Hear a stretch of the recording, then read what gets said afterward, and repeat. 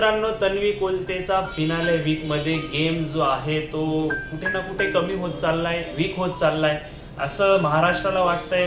कारण तन्वी कोलते स्वतःवर फोकस न करता ती दुसऱ्या कंटेस्टंट वरती जास्त फोकस करते.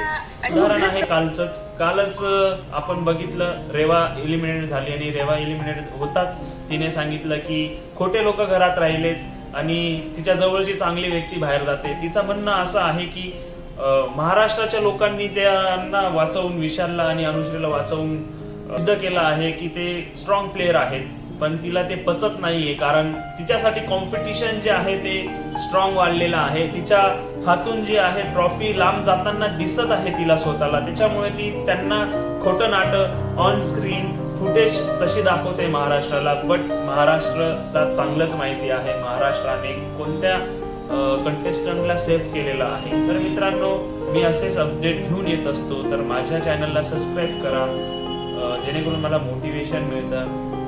तुमचाच मराठी भाऊ, तर प्लीज सपोर्ट करा.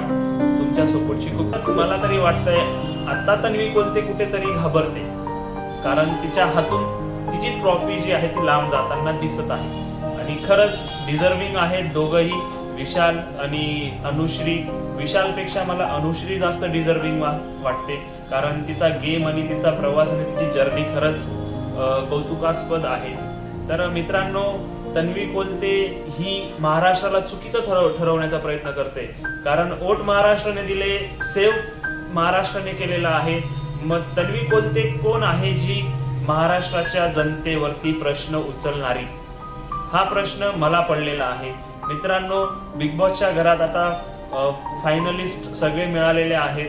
5 फायनलिस्ट जे आहेत फिनालेमध्ये आहेत आणि आता कोण बाजी मारणार आणि कोणाच्या हातात ट्रॉफी येणार हे खूप ट्विस्ट भरलेला आहे याच्यात आणि खूप इंटरेस्टिंग आहे.